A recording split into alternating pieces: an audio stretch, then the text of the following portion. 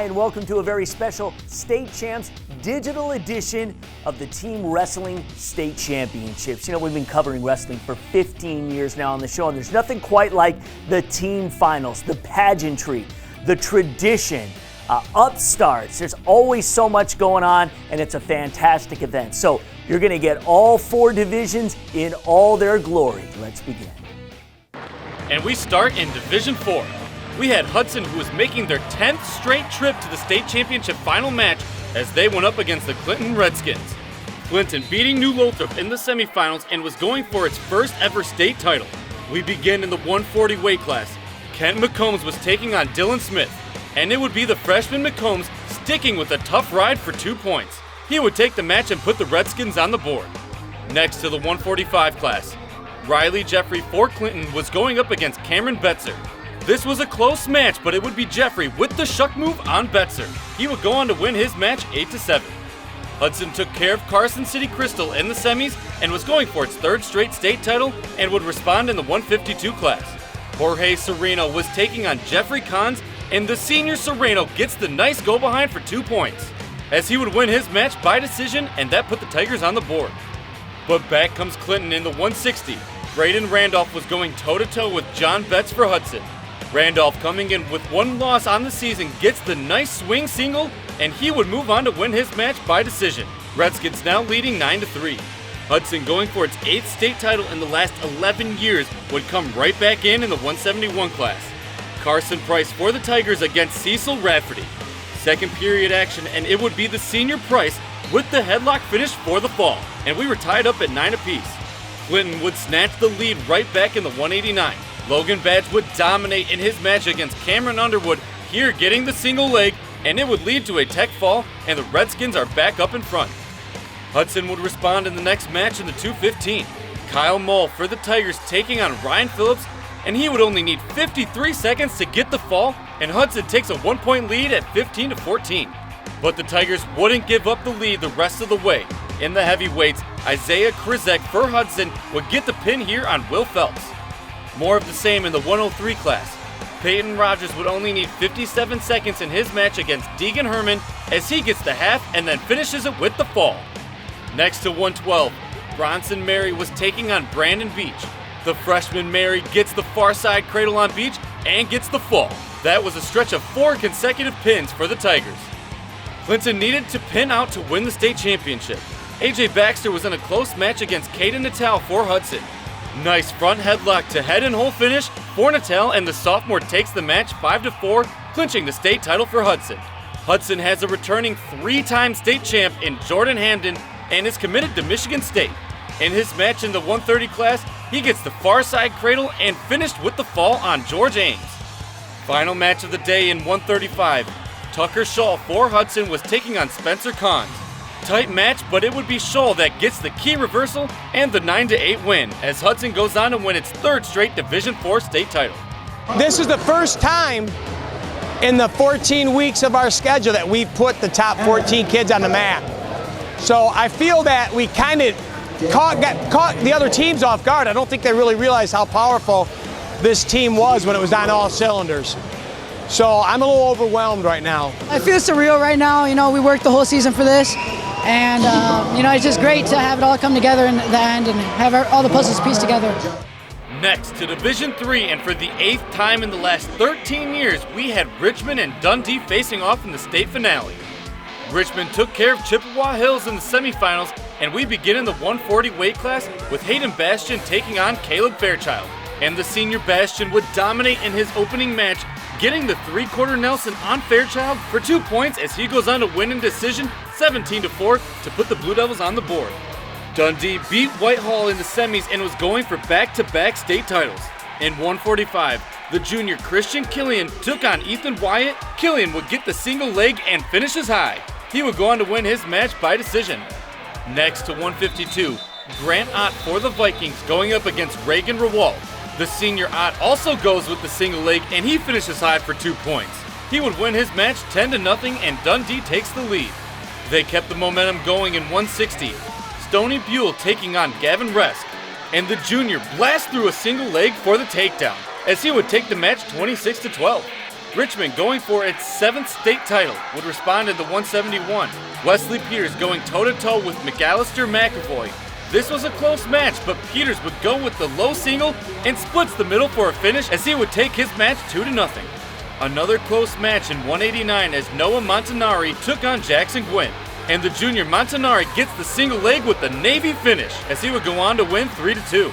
Richmond still rolling as we went into 215. Dan McKiernan would get the go-behind for 2 points in his match against Dennis Root, and he would win by major decision. The Blue Devils take a 19-12 lead. But Dundee would start to get back into gear in the 103 weight class. Casey Swiderski would get the duck under here on Hunter Keller. He would get the tech fall later on in the match to get the victory. Another contested match was in 112. Austin Fights going against Daniel McNichol, and we went into overtime. But it would be Fights getting the reversal for the win. Dundee takes a 1-point lead at 20-19. Richmond comes right back in 119. J.D. Gross gets the double leg on Logan Sander in his match. Gross gets the win, and the Blue Devils grab back the lead at 22-20. Then in the 125 class, Austin Kilburn for Richmond took on Austin Jaworski. And the junior Kilburn gets the front headlock go-behind for 2 points. The Blue Devils now with a 5-point lead. We had an exciting finish to this classic rivalry in 130. Tyler Swiderski taking on Josh Barton. Swiderski turns a dump into a single leg, and he would go out to win his match, and Dundee now trailed 25-23. And to the final match of the day in 135, Jonathan White of the Vikings taking on Hunter Sagan. White gets the single leg for 2 points, and he would win by decision. Dundee edges out Richmond 26-25 to capture its 6th state title in school history. It's back-to-back. This one any more special than last year? It's a lot more special. Just because I was the last match and I had to win it for the team, it just means a lot more to me. It feels great. This one feels really great, because this year was a tough year for us. A lot of things didn't go right all season, and it was a lot of stress and trying to keep it all together.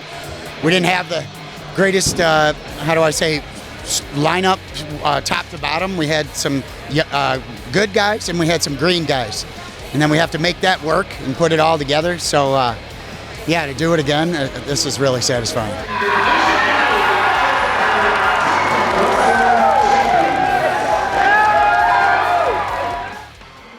Next, we go to Division II. The Lowell Red Arrows going for a state record 6 consecutive state titles, going up against Goodrich. The Martians in the state title match for the first time in 10 years when they won it in Division III. Lowell in red beat Gaylord in the semis, and we start in the 140-pound weight class. Avery Muchler for the Red Arrows going up against Colin Austin. The senior Muchler would dominate as he would get the blast double for 2. He improved his record to 30-2 on the season with the win, and that would put Lowell on the board. Next to the 145 class, James Fotis of the Red Arrows was going toe-to-toe with Dominic Edwards. The junior Fotis would be in control in this one as he tilts Edwards with the wing and a wrist for 2. He would go on to win his match 6-0. Moving down to 152, the sophomore Doak Dean for Lowell came into his match with a 33-4 record going up against Sam Fisher. And Dean would get the fireman's carry on Fisher, and the Red Arrows went out to a 17-0 lead. But Goodrich, who took care of DeWitt in the semis, would start getting into gear in the 171 weight class. Jawan Vines versus Jacob Lee. This would be a close match throughout, and it would be the junior Vines with the lateral chop for 2 points. He would go on to win, and that would put the Martians on the board. We go to the 189 class. James Penford for Goodrich was facing off against Derek Moore. And the senior Penford would get the low single for 2 points. He would go on to win his 40th match on the year. Momentum starting to build for Goodrich. And they kept it going in the 215 class. Honor Klein going up against Jacob Ho. The senior Klein with only 1 loss on the season gets the arm drag to single, and he would go on to win over Ho. Next to the heavyweights, and it was a good one between Blake Koffel and Tyler Duluth. We had to go to overtime, and it would be the senior Koffel getting the go-behind for the point, and that would clinch his match. Goodrich now won 4 matches in a row. But Lowell would respond in the 103. Ramsey Muchler of the Red Arrows in his match against Ryan Angelo. And the freshman Muchler would get the knee pull single for 2 points, and Lowell takes a 7-point lead at 20-13. Nick Korhorn was up next for Lowell in the 112 against Zion Chef, and the junior only needed 1 minute to take care of Chef as he gets the far side cradle. Lowell now up 26-13. But never count out Goodrich. The freshman Cameron Macklin dominated in his match against Bryce McCune, here getting the near fall in his major decision win. Next up in the 125 for the Martians, Carson Richards was taking on Zeth Strach, and the freshman gets the slide by for 2 points as he goes on to get the win. Goodrich now trails 26-20. The pressure is mounting in the final 2 matches of the day. In the 130 class, Caleb Teague took on Dawson Jankowski, and the senior Teague would come through with the switch as he goes on to get the win, and 3 points for Goodrich, now down 26-23. And to the finale in 135, Jeff Leach of the Red Arrows taking on Carson Turnbow.